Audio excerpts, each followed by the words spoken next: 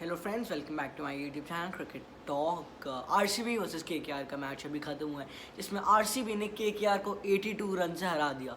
तो शारजाह में मैच हुआ था एंड स्टार्टिंग में आरसीबी का ठीक चल रहा था स्कोर। उसके बाद आरसीबी थोड़ी स्लो हो गई थी, उनके इतने रन बन नहीं रहे थे शारजाह में जितने बनने चाहिए, सेफ रहे निकले। उसके बाद विराट कोहली भी आज इतना डोमिनेट करके नहीं खेल रहे थे जैसे वो पिछले 2 इनिंग्स में खेले थे, बट आज वो थोड़ा डिफेंस करके खेल रहे थे शारजाह में, जो कि थोड़ा सा स्ट्रेंज था क्योंकि वो आज थोड़ा सा स्ट्रगल कर रहे थे। जैसे पिछले इनिंग्स में उन्होंने 2 बार डोमिनेट किया था, इतने अग्रेसिवली खेल रहे थे और आउट नहीं हो रहे थे, लास्ट तक मारते जा रहे थे। आज थोड़ा सा स्ट्रगल करें, बट एबी डिविलियर्स क्या बैटिंग करी है, वर्ल्ड क्लास बैटिंग आज एबी डिविलियर्स ने करी।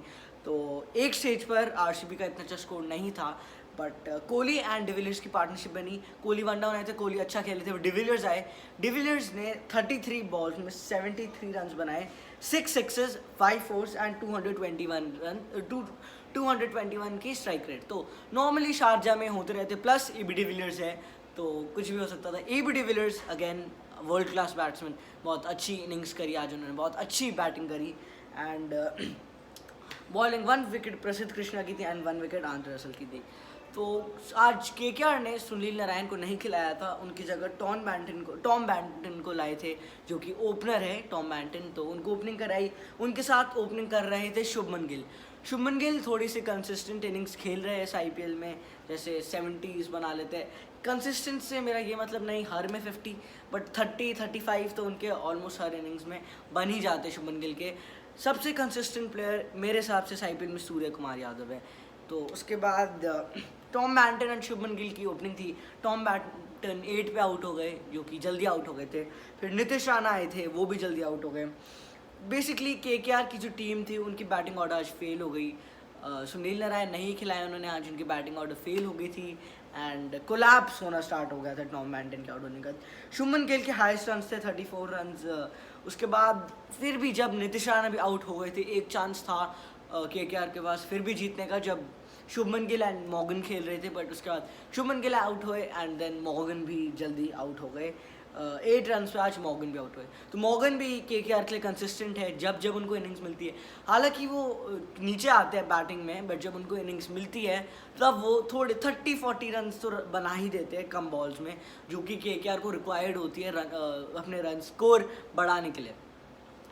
तो उसके बाद दिनेश कार्तिक आज कैप्टन, जो कि पिछले मैच बड़ा अच्छा खेली थी केकेआर के लिए, सॉरी बहुत अच्छा खेले थे केकेआर के लिए पंजाब के अगेंस्ट। आज दिनेश कार्तिक फेल हो गए। दिनेश कार्तिक के थे 1 रन इन 2 बॉल्स। जब शुभमन गिल आउट हुए दिनेश और जब शुभमन गिल आउट हुए मॉर्गन एंड कार्तिक की पार्टनरशिप चल सकती थी, बट देन दिनेश कार्तिक भी आउट हो गए। उस टाइम पर पता चल गया था कि अब केकेआर की गेम नहीं है, क्योंकि उनका स्कोर मतलब आई थिंक उनका उस स्टेज पर अराउंड 9 ओवर्स थे, 14 ओवर्स में उनके अराउंड 60 कुछ रन्स थे एंड उनकी 6 विकेट्स गिर गई थी उस स्टेज पर।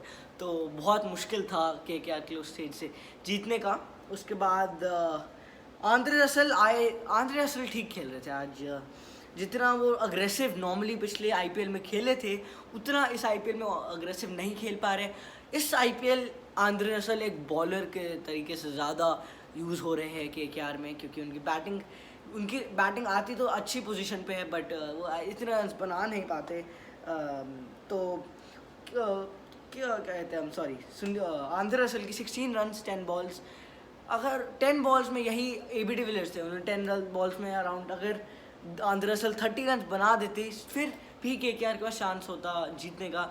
राहुल त्रिपाठी थे उनके पास, जो कि जब ओपनर उनको खिलाया था सुनील नारायण के अगेंस्ट केकेआर ने, उन्होंने 80 रन बनाए थे एंड आज उनको राहुल त्रिपाठी को 5 डाउन भेजा है। तो ओपनर से सीधा 5 डाउन आज राहुल त्रिपाठी को भेजा।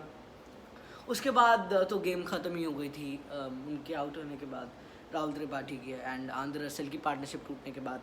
तो ओवर एंड आउट आरसीबी इस आईपीएल स्ट्रॉन्ग आई है। जो टॉप 3 टीम्स है अभी तक इस आईपीएल में, वो है मुंबई, दिल्ली एंड आरसीबी। मेरे हिसाब से ये 3 टीम्स तो क्वालिफाई होंगी ही होंगी, but KKR, SRH, RR and CSK, इन सब की रेस होंगी। सीएसके की कम चांस है क्वालिफाई करने की, क्योंकि सीएसके की स्टेटिस्टिकली इतने अच्छे पॉइंट्स नहीं है। 7 मैचेस में 2 wins and 4 points and minus में उनका नेट रन रेट है। तो सीएसके का कम चांस है क्वालिफाई करने का। On the other hand RR and SRH दोनों 6 पॉइंट्स पर है, बट SRH की नेट रन रेट RR से मच बेटर है, तो SRH का वो भी एडवांटेज है। KKR के 8 पॉइंट्स है, RCB, मुंबई एंड दिल्ली तीनों के 10 पॉइंट्स हैं। RCB की हालांकि rating net run rate minus में चल रही है, बट KKR अगर 1-2 मोर गेम्स जीत जाए एंड SRH एंड RR हारना स्टार्ट हो जाए तो आई थिंक ये टॉप 4 टीम्स जो अभी है पॉइंट्स टेबल पर वही क्वालिफाई करेंगी। तो अगर आपको आज की वीडियो अच्छी लगी प्लीज़ चैनल को सब्सक्राइब करो एंड वीडियो को लाइक करो। Thank you so much for watching. And कल का मैच है SRH वर्सेस CSK, तो अगर SRH को क्वालिफाई करना है तो SRH को अपने नेक्स्ट 2-3 मैचेस जीतने पड़ेंगे, KKR से ऊपर आना पड़ेगा। तो कि CSK के तो कम चांसेस है क्वालिफाई करने, बट अगर यहाँ से CSK अपने सारे मैचेस जीते और अच्छे नेट रन रेट से जीते तो CSK का भी चांस है जीतने का। पंजाब तो आई थिंक बाहर हो ही चुके टूर्नामेंट में, 7 मैचेस में से 1 विन है उनकी, बहुत कम चांस है क्वालिफाई करने का। तो अगर आपको वीडियो अच्छी लगी प्लीज़ चैनल से सब्सक्राइब करो एंड वीडियो को लाइक करो। Thank you.